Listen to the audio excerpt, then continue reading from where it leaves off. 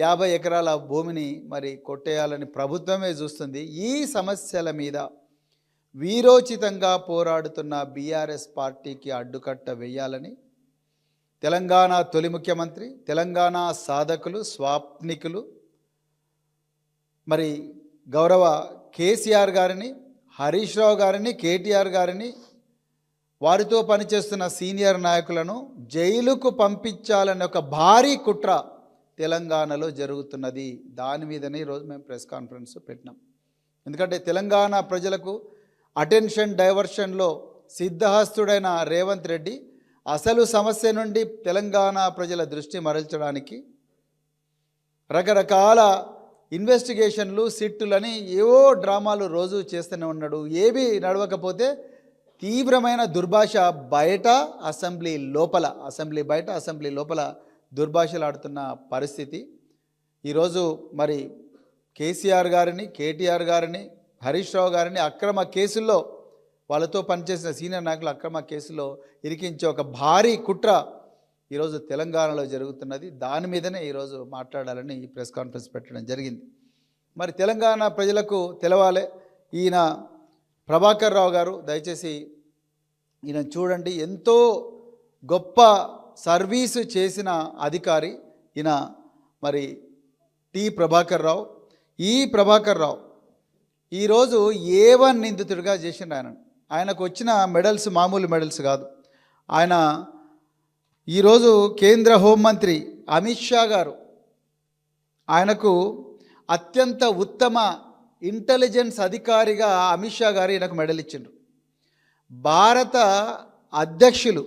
భారతదేశపు యొక్క అధ్యక్షులు అంటే ప్రెసిడెంట్ ఆఫ్ ఇండియా ఈ ప్రభాకర్ రావు గారికి శౌర్య పథకం ఇచ్చిండు, పోలీస్ మెడల్ ఫర్ గ్యాలంటరీ. ఈ దేశంలో అలాంటి శౌర్య పథకం వచ్చిన వాళ్ళు ఒక 3,000 మంది, 3,000 నుంచి 4,000, 5,000 మంది మాత్రమే ఉంటారు ఈ దేశంలో. ఈ 75 సంవత్సరాల స్వాతంత్రం వచ్చిన చరిత్రలో అలాంటి వ్యక్తుల్లో ఒకడు మన ప్రభాకర్ రావు.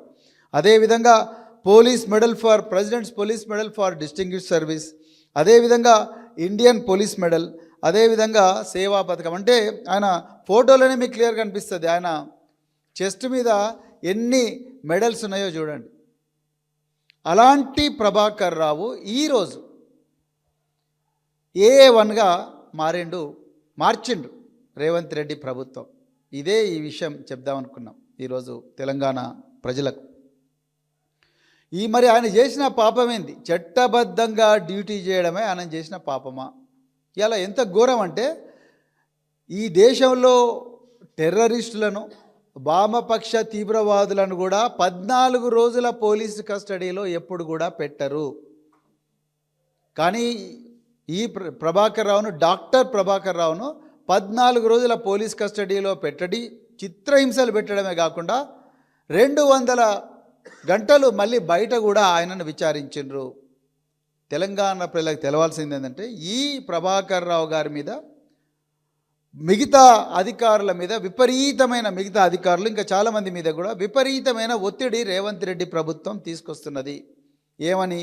మీరు ఎట్లని చేసి కేసీఆర్ గారి పేరు చెప్పండి. ఇప్పుడు వాళ్ళకి కావాల్సిందంత అదే. కేసీఆర్ గారి పేరు చెప్పండి, హరీష్ రావు గారి పేరు చెప్పండి, కేటీఆర్ గారి పేరు చెప్పండి, లేకపోతే వాళ్ళతో పనిచేసే సీనియర్ నాయకుల పేర్లు చెప్పండి, మిమ్మల్ని వదిలేస్తాం. వీళ్ళు అత్యంత కమిట్మెంట్తోని, నిజాయితీతోని, నిబద్ధతతోని ఈ దేశ రక్షణ కోసం ప్రాణాలు అడ్డుపెట్టి పోరాడితే వీళ్ళ మీద ఎంతో ఘోరమైన 3rd డిగ్రీ మానసిక టార్చర్ ప్రయోగిస్తున్నారు. వీళ్ళు నిజాలే చెప్తున్నారు. వీళ్ళు కేసీఆర్ గారి పేరు చెప్పడం లేదని, కేటీఆర్ గారి పేరు చెప్పడం లేదని, హరీష్ రావు గారి పేరు చెప్పడం లేదని ఇలా ఇంకొక ఘోరమైన డ్రామాకు రేవంత్ రెడ్డి ప్రభుత్వం తెరదీసింది. అది ఏంటయ్యా అంటే సిట్టు 2024 మార్చి నెలలో ఒక ఏసీపీతో ఏర్పాటు చేసిండ్రు.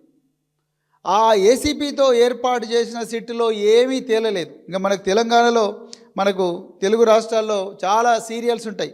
ఈ ట్యాపింగ్ వ్యవహారం అంతా కూడా సీరియల్స్ లాగా నడిపిస్తున్నాడు రేవంత్ రెడ్డి. కార్తీక దీపం, బ్రహ్మముడి, మరి మొగిలి రేకులు, మనసు మమత, చక్రవాకం, బిగ్ బాస్ షో, ఇక రాధమ్మ కూతురు, ఇట్లా రకరకాల సీరియల్స్ ఉన్నాయి కదా. ఇలాంటి సీరియల్స్ లాగానే ఈ ట్యాపింగ్ వ్యవహారం నడిపిస్తున్నారు. 2024లో మార్చి నెలలో దీన్ని రిజిస్టర్ చేసి, ఈ కేసును రిజిస్టర్ చేసి, దీని మీద సిట్ అనే ఒక సంస్థనేసి దానికి ఏసీపీని హెడ్గా పెట్టి, ఆ ఏసీపీతోని 350 మంది విట్నెస్లను వాళ్ళను జూబ్లీహిల్స్ పోలీస్ స్టేషన్లో విచారించి, అందులో ఆ విట్నెస్లో నేను కూడా ఒకరిని, జూబ్లీహిల్స్ పోలీస్ స్టేషన్లో విచారించి వీళ్ళకు ఏమీ తెలవలేదు అని చెప్పి క్లియర్గా ఏమీ రాలేదని నిరాశకు గురైనరు పోలీస్ అధికారులు. ఇదంతా కాదని మళ్ళీ కొన్ని ఛానల్స్కు మీడియా లీకులు కూడా ముఖ్యమంత్రి కార్యాలయం ఇచ్చింది. ప్రతిరోజు కూడా ముఖ్యమంత్రి కార్యాలయం మీడియా లీకులు ఇస్తూ ఉన్నది. సో దీంట్లో ఏమీ తెలవలేదని చెప్పేసి ఇప్పుడు 4 సీనియర్ ఐపీఎస్ అధికారులను తీసుకొచ్చి సిట్లో కూర్చోబెట్టిండ్రు.